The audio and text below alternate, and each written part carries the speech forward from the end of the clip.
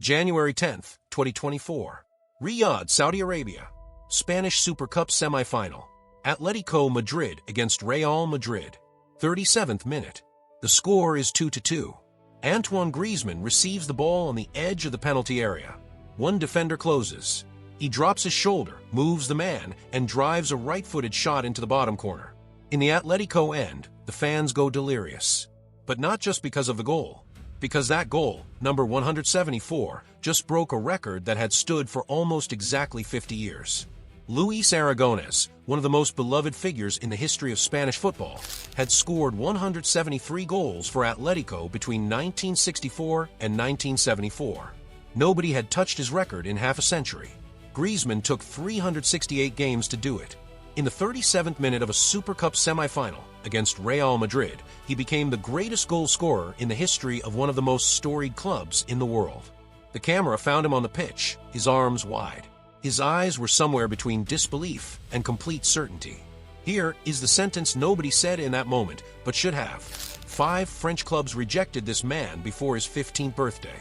One of them, the club he loved as a child, the club he dreamed of playing for, didn't even bother to give him a proper trial.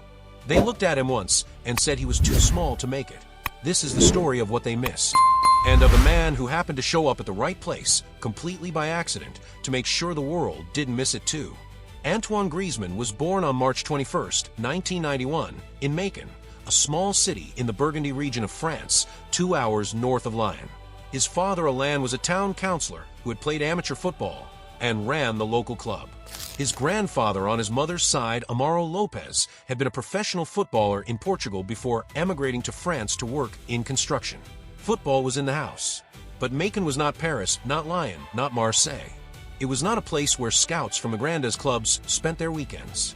Griezmann played for the local club, first UF Mackenais, then for his father's teams in the area. And from the beginning, the reports from those years say the same thing. Technically extraordinary, instinctively gifted, but slight. Small. Built like someone who was still growing, which at 13, he obviously was. It didn't matter how many goals he scored. The French football system of the early 2000s was built around one primary criterion: athletic profile. Size. Physicality. The model had produced Patrick Vieira, Zinedine Zidane, Thierry Henry, Robert Pires. All of them tall, physically developed, imposing. The system trusted what it could see and measure. What it couldn't yet measure in a 13-year-old from Macon was what he would become. So they didn't measure it. They just said no. Lyon said no. Lyon, the club Griezmann had supported his entire childhood, the club he had dreamed of playing for, the club he tried out for specifically hoping to wear their colors. They said he was too small and showed him the door. Auxerre said no. Saint Etienne said no. Socoq said no. And then Metz did something that made all the others look almost reasonable by comparison. Metz invited him down for a trial, told him to come one weekend, that they wanted to see him. Griezmann's family prepared. He went, and Metz canceled before he even got a proper look. Too small, they said. Don't bother. 5 clubs. 5 rejections. Every single one citing the same reason. By 2005, Alain Griezmann had spent 2 years driving his son to trials, watching clubs dismiss him inside the first hour, and driving home in silence. He still believed in Antoine, but he had started to wonder how many more doors were left to knock on. And then, in the spring of 2005, everything changed. Not because a club finally saw what the others had missed, but because a man arrived somewhere he was never supposed to be. The tournament was organized by Paris Saint-Germain, held at Camp de Loges, the club's training ground. Youth teams from across France, playing in a friendly competition designed more for exposure and networking than for high-stakes scouting. Griezmann was there on trial with Montpellier. Not signed, not promised anything, just another trial. Eric Alhitz was not supposed to be at that tournament. He was a first-team scout for Real Sociedad, the Basque club from San Sebastián. He had just landed at Charles de Gaulle Airport, coming back from scouting trip to Argentina. His friends in the football industry, other scouts, people he knew from years in the game, were at the tournament. They called him. Come by, say hello. Alhitz turned up.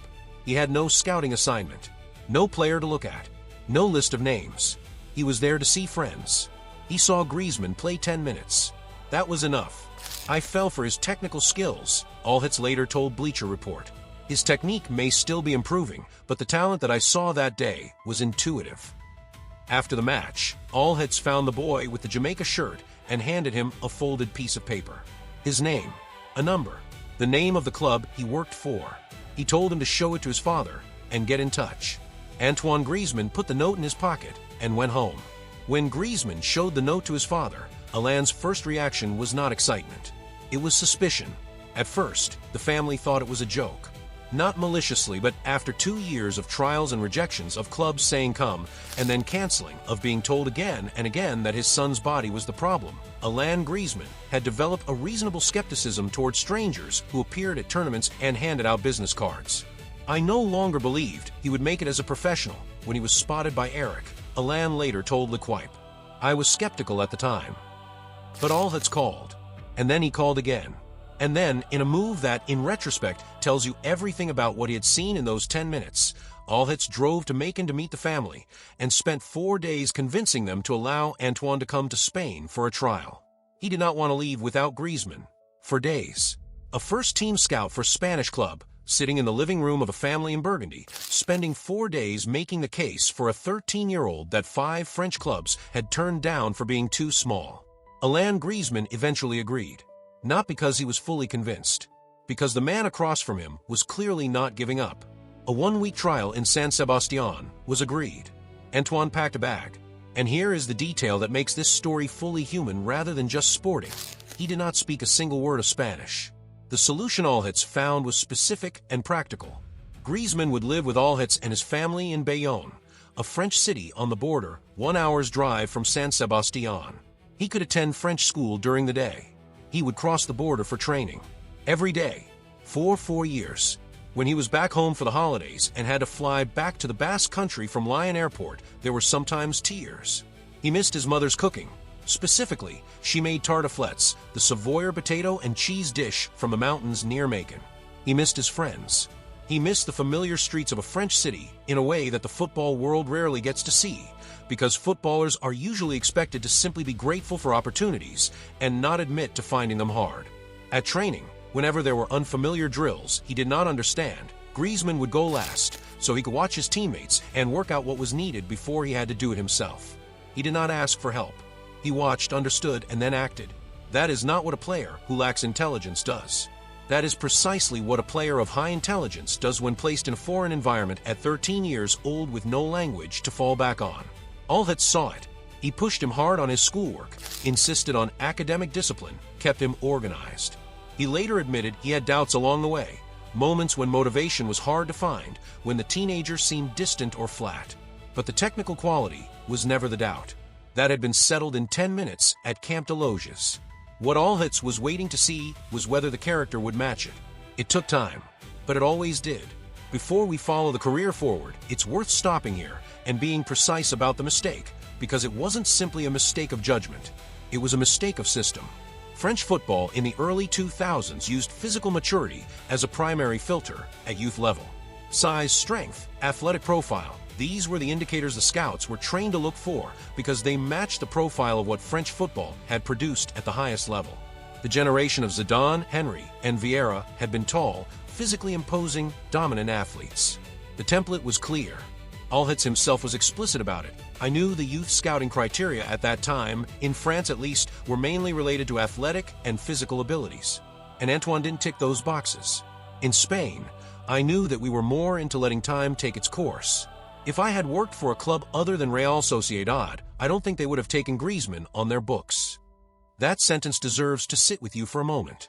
The same player, the same talent, the same 10 minutes. But if Allhets had been working for any other club with different assessment criteria, different patience, different philosophy, Griezmann doesn't get the note. He doesn't get the 4 days in Macon. He doesn't get the trial. And 5 French clubs, including Lyon, the club he supported as a child, never find out what they turn away. But there is one more complication in this story. One that even most Griezmann fans don't know. In 2012, Griezmann was part of France's under-21 squad, already establishing himself in the Real Sociedad first team, already being noticed as a player worth watching for the senior national team. And then he made a decision that almost derailed everything.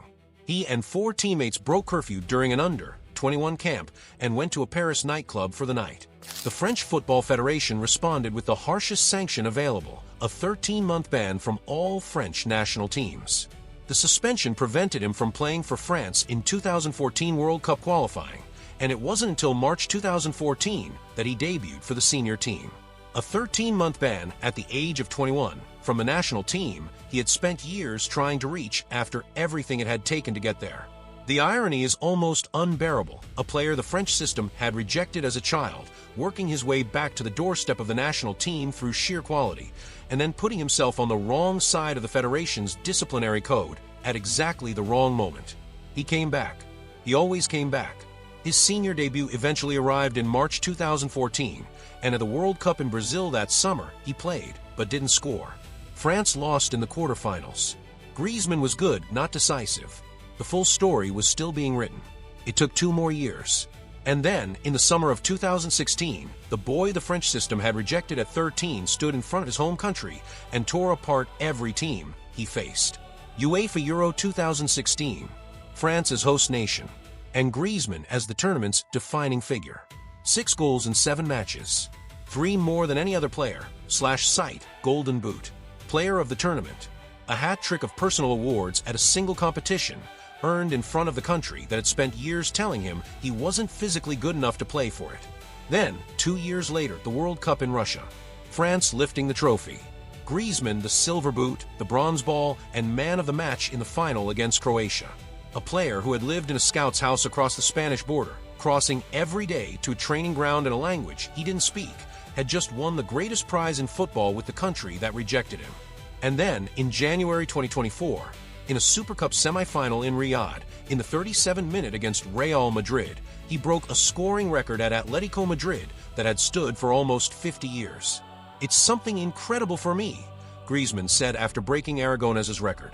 "I'm proud, there were a lot of emotions at halftime, but I'll keep working and improving." Later that calendar year, he scored his 200th goal for Atletico Madrid, the first player in the club's history to reach that number. Lyon rejected him at 13.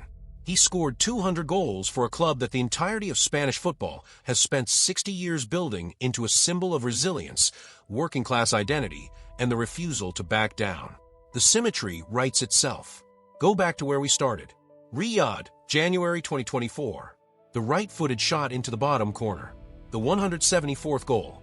In that moment, with Aragonés's record gone, Griezmann stood in the middle of a football pitch and received the kind of roar that players spend careers hoping to earn. Not just for the goal, for the whole story. The note in his pocket at 13, handed to him by a man who had no business being at that tournament. The 4 days all-hits spent in Macon persuading his father. The tears at Lyon Airport, flying back to Bayonne for another week of French school in the morning and Spanish training in the afternoon. The nightclub suspension at 21 that almost ended the international career before it started. The 6 goals at Euro 2016. The World Cup winners' medal in Russia. 200 goals for Atletico Madrid. Lyon had said no. Auxerre had said no. Saint Etienne, Socox, Metz, all of them had said the same thing, for the same reason, about the same player. Eric Alhitz showed up with no scouting brief, no assignment, no reason to be there. He watched a boy play 10 minutes of football in a Jamaica shirt in a PSG youth tournament. He drove to Macon 4 days later and didn't leave until the family said yes. That is the difference between the greatest goal scorer in Atletico Madrid's history and a footnote in a regional French league. Not talent, the talent was always there. Not determination, that was always there too. A man who was in the right place for the wrong reasons at exactly the right time. And a note folded in the pocket of a 13-year-old who didn't know yet what it would become. Here is the question I want to leave you with. The French football system rejected Antoine Griezmann for being too small. 20 years later, those same academies are the envy of world football, producing Mbappé, Dembélé, Tchouaméni, a generation of players that has France as one of the 2 or 3 strongest nations in the sport. But was the system wrong about Griezmann, or was Griezmann simply the exception that proved a rule that otherwise worked? And how many players like him did the system get right to reject while also getting him wrong? Tell me what you think in the comments.